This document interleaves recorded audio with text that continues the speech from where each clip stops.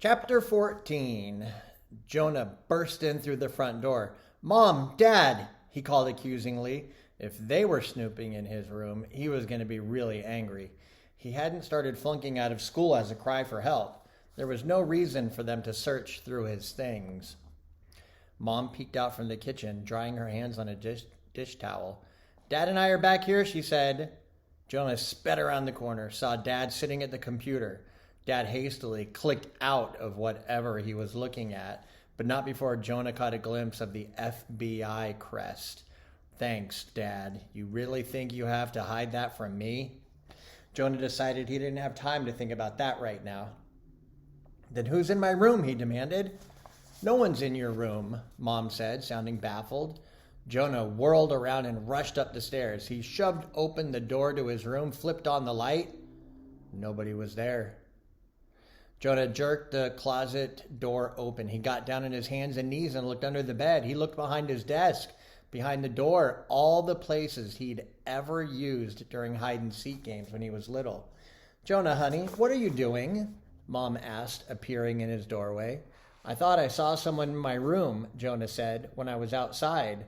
Mom peeked into the closet and under the bed. "There's nobody here," she said. She took in a shaky breath. "Really, Jonah, if there'd been an intruder, we would have heard him. You know how those stairs creak." Maybe whoever it was didn't use the stairs, Jonah thought. Maybe he used a ladder at the back of the house. Or maybe it was someone who could just appear and disappear at will, like Catherine's ghost. Jonah didn't want to think about that, but he also didn't go to the back of the house to look for his ladder. Dad walked into the room and laid his hands comfortingly on Mom's shoulders. "Jonah, if you'd really thought there was an intruder, you shouldn't have come rushing up here, putting yourself in danger. You should have called the police," he said.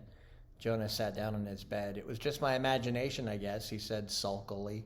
"If I'd called the police, they would have been mad. But you would have been safe," Dad said. Mom sat down beside Jonah on the bed. She patted his shoulder. "You've just had a hard day," she said. "It's been a little overwhelming for all of us." "Yeah," Jonah said absently. He was facing his desk, where he dumped the contents of his backpack after school, before they'd gone to see Mr. Reardon. Jonah hadn't been able to concentrate on homework, not enough to do it, and certainly not enough to put it all in a tidy stack. So he had half-finished math sheets sliding into the paper, giving instructions for his next language arts paragraph, sliding into a sheet, announcing the school's Halloween dance. But that wasn't what Jonah was looking at. On top of those papers, Jonah could see another one that was half folded up, as if it had been removed from an envelope. He wasn't at the right angle to see everything written on the half-folded paper, but he could see a little bit. B-E-W-A. It was one of those mysterious letters he'd received, which he knew he'd left in the back of his top drawer, under his collection of state quarters. Jonah remembered the tiny light hovering over his desk that he'd seen from outside. "Are you sure you weren't in here a few moments ago, right before I got home?" Jonah asked his parents. Suddenly, he wanted to believe that they'd been searching through his room, snooping around. It was better than any of the other possibilities. "Jonah, we weren't," Dad said. "Neither one of us has been upstairs since before dinner." Jonah could barely remember dinner. He and Catherine had rushed through the leftover chili so they could get to Chip's house. Dad was peering at him with a concerned squint, worry lines ringing his eyes. "Is something wrong?" Mom asked. "I mean, something we don't already know about?" What was the opening Jonah wanted? Was that the opening Jonah wanted? He did want to tell Mom and Dad about the letters. Let them worry, so he wouldn't have to. But the tale of the letters now involved disappearing ghosts, and Catherine taking cell phone pictures of secret documents with Jonah's name on them, and witnesses, as if Jonah had been involved in some crime. "Nothing's wrong," Jonah said. He yawned unconvincingly. "I'm just tired." Mom and Dad were both still looking at him doubtfully, but it seemed like they were willing to play along. Maybe you should go to bed early, Mom said. Mom was big on the curative powers of sleep. Jonah was surprised she didn't add, everything will look better in the morning. Instead, she said, I'm glad you came back from Chips. Was Catherine with you? I didn't see her. She looked around as if, having acted so worried about Jonah, she now had to show the same amount of concern about her daughter. She's still at Chips, Jonah said. By her face, Jonah thought he could practically see the calculation going on in Mom's head. Goodness, there couldn't be anything romantic going on between those two, could there? She's only in 6th grade, but this is an older boy. She's got the cell phone with her, doesn't she? Mom asked with studied casualness. I think I'll give her a call. Tell her to come home. It is almost 9 o'clock. I'll go get her, Jonah volunteered. He was still a little mad at his sister, but somehow he didn't want her walking home alone along the dark street with its eerie shadows. Which is crazy, because he was the one who'd gotten the threatening letters. Of course, she was the one who thought she'd seen a ghost. Would you do that? Mom asked. Thanks. Jonah waited until Mom and Dad were out of his room before he tucked the mysterious letter back in his drawer. Then he went outside. He was nearly back to Chip's house when he saw Catherine slipping out of the Winstons' front door. Tomorrow, she was promising Chip, we'll solve this. We will. Jonah waited until Chip had shut the door and Catherine was stepping out onto the sidewalk. He hid behind a maple tree and then jumped out just as Catherine was passing by. Boo! Catherine shrieked, and then she giggled, and then she pounded her fists against Jonah's chest. I hate you, she screamed, laughing. You're terrible. Jonah almost laughed too, because it felt so good to treat everything like a joke, to pretend that he wasn't worried about anything. And fortunately, Catherine's fists didn't hurt at all. She wasn't hitting very hard. Just for that, I'm not going to tell you what Chip and I found, Catherine threatened. Good. I don't want to know anyhow, Jonah said. Remember? Okay then, just for that, I'll tell you everything, Catherine corrected herself. Chip and I called every name on that witness list. Jonah thought about putting his hands over his ears and chanting, I'm not listening, la la la la la. But he couldn't quite bring himself to do that. 2 of the people just hung up on us, Catherine continued. But I did get one guy to tell me that he worked as an air traffic controller. I was pretending that I was working on a career project for school, and I was supposed to call people at random and talk to them about their jobs. He was really friendly and wanted to talk and talk and talk. Air traffic controllers must not get out much. But then I said, did you ever witness anything unusual, like maybe 13 years ago? And he got really, really quiet. And then he said he had to go. He didn't have time to talk to me. That means something, don't you think? No, Jonah said automatically, because he didn't want to believe that any of this meant anything. And then this other lady, Angela Dupree, her name was the first one on the list. She sounded perfectly normal when Chip first started talking to her. But then he laid everything on the line about how he just found out that he was adopted. And he didn't know anything about his birth parents. And he thought she might know something. And then she just totally freaked out. She started hyperventilating almost. And she said, I can't talk to you. Don't ever call me again. Weird, huh? It was all weird, Jonah thought. Stepping in and out of the shadows, he wanted to find normal explanations. Well, maybe she gave up a baby for adoption, he said. Maybe it was like 13 years ago, and so she thought Chip might be her son. And it was just all too emotional for her. You know how some birth parents want to reunite with their kids, and some never want to have anything to do with them? They just want to pretend nothing ever happened. For the first time, Jonah actually kind of understood that viewpoint. Something else struck him. Hey, maybe she really is Chip's birth mother, or mine. Maybe that's what witnesses really meant, like it's code word or something. I don't think so, Catherine said. Why not? Jonah challenged. It just didn't seem like that, Catherine said. Oh, right. You know all about these things, Jonah scoffed, but his heart wasn't in it. Because they'd reached the point on the street where he could see into his bedroom windows, where he'd been standing when he'd seen the intruder before. He could not help staring up at the windows now, but they were blank and dark and empty. He didn't tell Catherine about the intruder. He wouldn't tell her or Chip. And maybe he could forget about it himself. Jonah, Catherine said earnestly, Chip and I really are going to figure all this out. And when we do, you'll thank us. You'll be so happy. You'll be at peace. They were at the front door now. Jonah put his hand on the doorknob. Home, which had looked like such a safe place before, was now just a place where he might see ghosts, where he had to worry about his secrets being pulled out for anyone to see, where he had to worry about Mom and Dad worrying about him. He already felt haunted. Catherine, he said. What? She turned to him eagerly. You don't know what you're talking about. Chapter 15. The next few days passed uneventfully. Jonah didn't get any more strange letters, and no one disturbed the letter he already had. He didn't see any evidence of ghosts or intruders. Catherine and Chip kept insisting on giving him updates on their ongoing research project. No matter how many times Jonah said, I don't care, he tried to ignore them, but he knew they wanted to call every single name on the survivors list now, too. It'd be easier if Catherine had held the camera a little steadier, Chip told Jonah at the bus stop the third morning. Look at this. He took a folded up paper out of his pocket, the printout of the photos Chip had pieced together. He pointed at one spot. See where there's a gap between the words? Right here. She got the addresses and phone numbers of the person, but I don't know who to ask for when I call. And then down here, right below that, she got the name and the street address, not even a city name. So I can't look up their phone number online. It's very frustrating. Huh, Jonah said, barely bothering to look at the paper.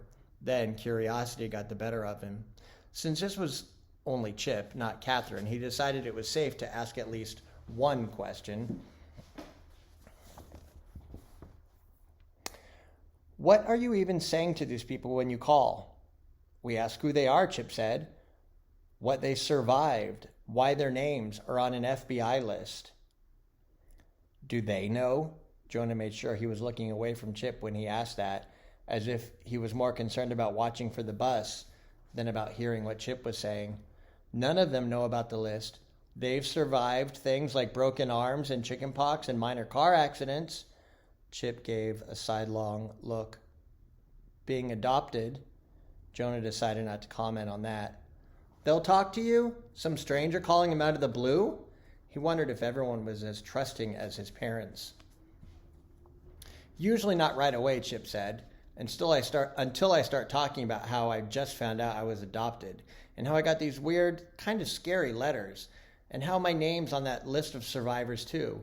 Usually it's the letter part that gets them talking.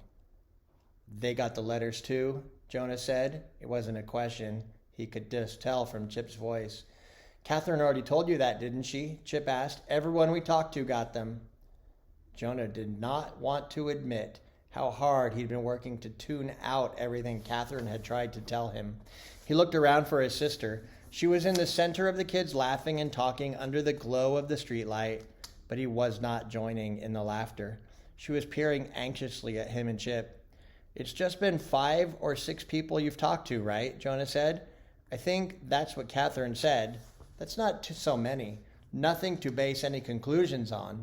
It's not he tried to remember the proper term, a statistical significant sample. Wow, his math teacher would be really proud of him for remembering that. Jonah, it's 17 people so far, Chip said. Jonah remembered that Catherine hadn't been able to help Chip out the night before because she had gymnastics practice. He felt a little guilty for not helping Chip himself. And, Chip continued, every single survivor I've talked to is adopted just like us. They're all 13 years old. Or they'll turn 13 within the next month. They all have fall birthdays, and all of them were about 3 months old when they were adopted. Just like me, Jonah thought. What are they, clones? He asked sarcastically. Did you ask to check their DNA? Jonah, 8 of them are girls. 3 are Asian, 2 are black. They're not clones. Jonah decided to stop making jokes. I haven't even told you the weirdest thing, Chip said. Everybody lives here in Liston or in Upper Tyson or Clarksville. Upper Tyson and Clarksville were the two closest suburbs. So, Jonah challenged, how's that weird? Maybe this is just a territory for the FBI office I went to. Chip shook his head. Most of the kids were adopted in other places, like me, Chip said. But even the ones who used to live someplace else, they've all moved here, all within the past 6 months. That's 12 kids moving here, all since June. Jonah had chills suddenly. Then he thought of something. Wait a minute. Let me see that list again. Chip pulled the papers back out of his pocket. Jonah yanked it out of his friend's hands and stabbed a finger at one line of print. See, this person you were asking me about before? That's an address in Ann Arbor, Michigan, he said triumphantly. That's miles away. A whole different state. Maybe it's just a coincidence that Catherine only got the complete information on people who live close by. No, wait. Here's somebody in Winnetka, Illinois. So there are at least 2 people who live somewhere else. Jonah, that's me in Winnetka, Chip said. I'm on the list twice, with my new address and my old one, both. Just like I got 2 copies of each of those weird letters. His voice faltered. Oh, I see. What? Jonah thought of something new too. You think the FBI sent us the letters? No. I don't know, Chip said distractedly. But this person in Ann Arbor, it's a girl, and her name's Daniela McCarthy. The only thing Jonah could see above the address, 103 Destin Court, Ann Arbor, Michigan, was a little line right above the T of court. It might have been the loop of the Y at the end of McCarthy, or it might have been just a wrinkle in the paper magnified and darkened by the camera. How do you figure that? Jonah asked.